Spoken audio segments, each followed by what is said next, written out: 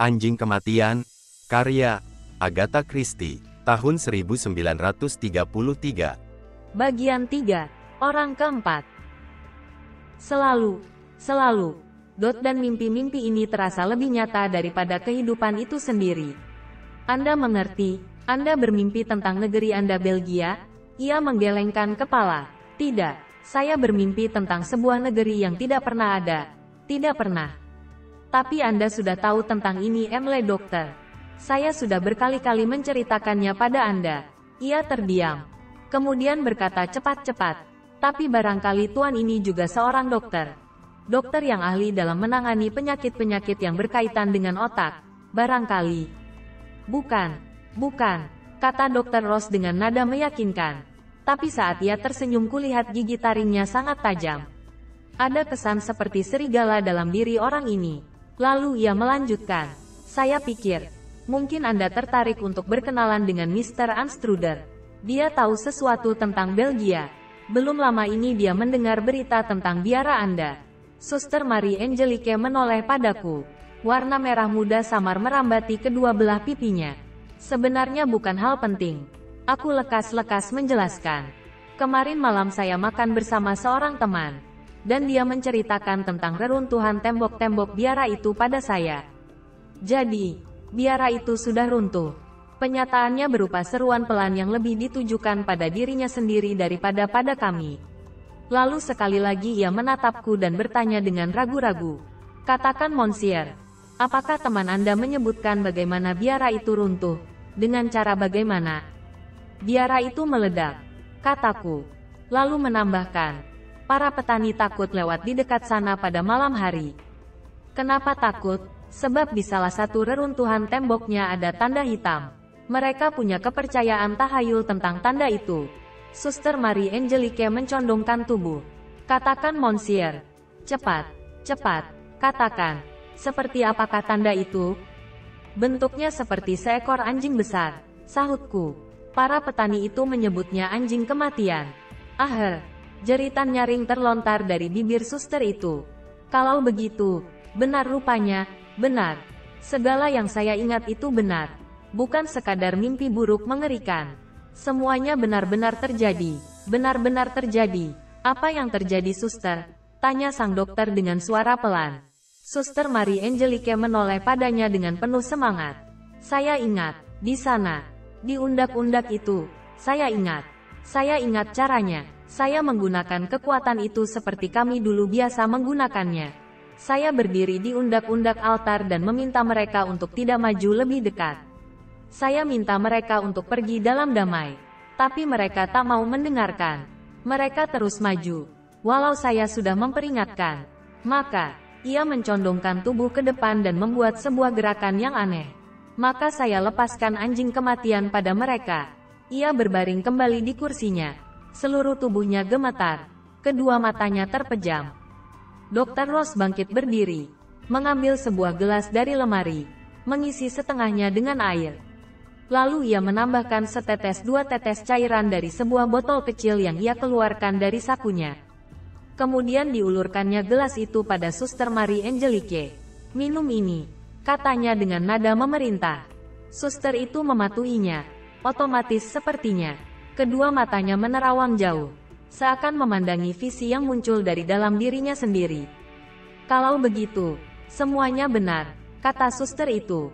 Semuanya, kota lingkaran, orang-orang, bola kristal, semuanya, segala sesuatunya benar. Kelihatannya begitu, kata Dokter Ross. Suaranya pelan dan menyejukkan. Jelas-jelas disengaja untuk memberikan dorongan, bukan untuk mengganggu alur pikiran suster tersebut. Ceritakan tentang kota itu, katanya. Kota lingkaran, kata Anda. Suster Marie Angelique menjawab otomatis, dengan pikiran menerawang. Ya, ada 3 lingkaran. Lingkaran pertama adalah untuk yang terpilih. Lingkaran kedua untuk para pendeta wanita. Dan lingkaran paling luar untuk para pendeta pria. Dan di tengah-tengahnya, Suster Marie Angelique menarik napas dengan keras. Dan suaranya melemah menjadi nada takjub tak terkira. Rumah bola kristal. Saat ia mengucapkan kata-kata itu dengan terengah, Tangan kanannya terangkat ke dahi dan jarinya menelusuri suatu bentuk di sana. Sosoknya semakin lama semakin kaku. Kedua matanya terpejam. Ia agak limbung. Lalu sekonyong-konyong ia duduk tegak tersentak.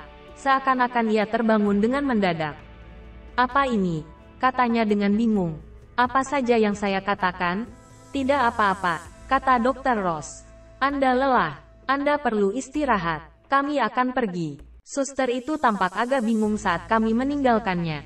"Nah," kata Dr. Ross setelah kami berada di luar. "Bagaimana menurut Anda?" Ia melirikku dengan tajam. "Saya rasa pikirannya sudah benar-benar tidak terkendali," kataku perlahan-lahan. "Anda berpendapat begitu?" "Tidak juga. Malah sebenarnya dia, ya, sangat meyakinkan." Sewaktu mendengarkan apa-apa yang diucapkannya, saya mendapat kesan bahwa dia benar-benar telah melakukan apa-apa yang dikatakannya itu. Melakukan semacam keajaiban yang luar biasa. Keyakinannya bahwa dia memang melakukan itu tampaknya tidak dibuat-buat. Itu sebabnya Anda mengatakan pikirannya sudah benar-benar tidak terkendali. Memang, tapi coba kita lihat masalah ini dan sudut pandang lain. Seandainya dia memang benar-benar membuat keajaiban itu terjadi. Seandainya dia benar-benar telah menghancurkan biara itu dan menewaskan beberapa ratus manusia di dalamnya. Hanya melalui kekuatan pikirannya, tanyaku dengan tersenyum. Menurut saya tidak persis begitu. Anda tentunya sependapat bahwa satu orang saja bisa menghancurkan sejumlah besar orang lain dengan menekan tombol yang mengendalikan sistem peledak. Ya, tapi itu sifatnya mekanis. Benar, mekanis. Tapi pada intinya, itu juga berarti mengendalikan dan mengontrol kekuatan-kekuatan alam. Hujan badai dan gardu listrik pada dasarnya sama bukan? Ya, tapi untuk mengendalikan hujan badai kita mesti menggunakan sarana mekanis. Dr. Ross tersenyum. "Saya akan menyimpang sedikit. Ada substansi yang dikenal sebagai wintergreen. Dalam alam, substansi ini ditemukan dalam bentuk sayuran. Tapi sayuran ini juga bisa dibuat secara sintetis dan kimia oleh manusia di laboratorium. Jadi, maksud saya, seringkali ada dua cara yang bisa digunakan untuk memberikan hasil yang sama. Cara kita, jelas, adalah cara yang sintetis. Tapi mungkin ada cara lainnya.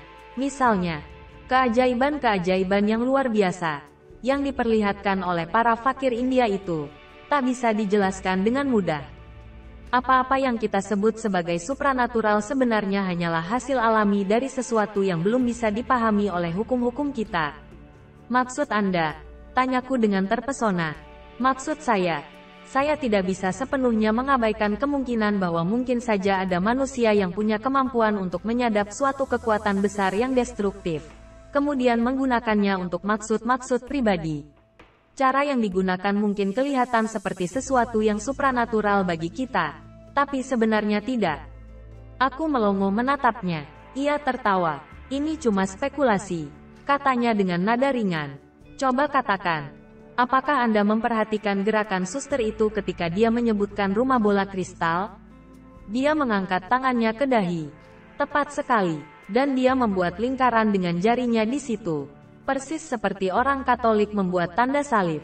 Saya ingin menceritakan sesuatu yang agak menarik, Mer. Anstruder." Kata bola kristal itu sering sekali diucapkan oleh pasien saya ini. Kalau dia sedang mengoceh tidak keruan. Maka saya mengadakan eksperimen. Saya meminjam bola kristal dari seseorang dan menunjukkannya padanya suatu hari dengan tiba-tiba untuk melihat reaksinya.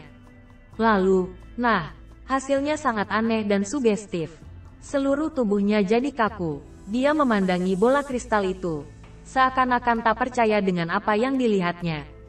Lalu dia merosot berlutut di depan bola kristal itu, menggumamkan beberapa patah kata, dan pingsan. Apa yang diucapkannya? Kata-katanya aneh sekali. Dia bilang, "Bola kristal." Berarti keyakinan itu masih bertahan.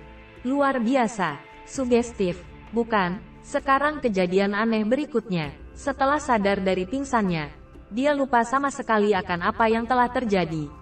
Saya menunjukkan bola kristal itu padanya, dan bertanya apakah dia tahu, benda apa ini. Dia menjawab bahwa sepertinya itu bola kristal, semacam yang suka digunakan para peramal. Saya tanya, Apakah dia pernah melihat bola kristal? Dia menjawab, tidak pernah dokter. Tapi sorot matanya tampak bingung. Apa yang mengganggu pikiran Anda, suster? Tanya saya. Dia menjawab, sebab rasanya aneh sekali. Saya belum pernah melihat bola kristal. Tapi saya merasa mengenalnya dengan baik. Ada sesuatu. Kalau saja saya ingat. Tampaknya dia sangat gelisah. Karena tak bisa mengingat apapun yang mengganggunya itu. Jadi saya melarangnya berpikir lebih lanjut. Itu kejadian 2 minggu yang lalu. Saya sengaja menunggu saat yang tepat. Besok saya akan mengadakan eksperimen lebih lanjut. Dengan bola kristal lagi, ya, dengan bola kristal lagi. Saya akan minta dia melihat ke dalam bola kristal itu. Saya rasa hasilnya pasti menarik. Hasil apa yang Anda harapkan? Tanyaku, penuh rasa ingin tahu. Pertanyaanku sebenarnya cuma iseng-iseng saja. Tapi efeknya sungguh tak terduga. Dr. Ross mendadak jadi kaku. Wajahnya merona merah. Dan ketika ia berbicara lagi sikapnya berubah drastis. Ia jadi lebih formal, lebih profesional. Saya berharap mendapatkan titik terang mengenai masalah gangguan mental tertentu, yang selama ini belum sepenuhnya dipahami. Suster Marie Angelique merupakan objek penelitian yang sangat menarik. Jadi, minat Dr. Ross sepenuhnya bersifat profesional, pikirku. Apakah Anda keberatan kalau saya ikut dengan Anda? Tanyaku. Entah ini hanya imajinasiku atau bukan. Tapi kulihat ia ragu-ragu sebelum menjawab. Mendadak aku merasa ia tak ingin aku ikut. Tentu boleh. Saya sama sekali tidak keberatan.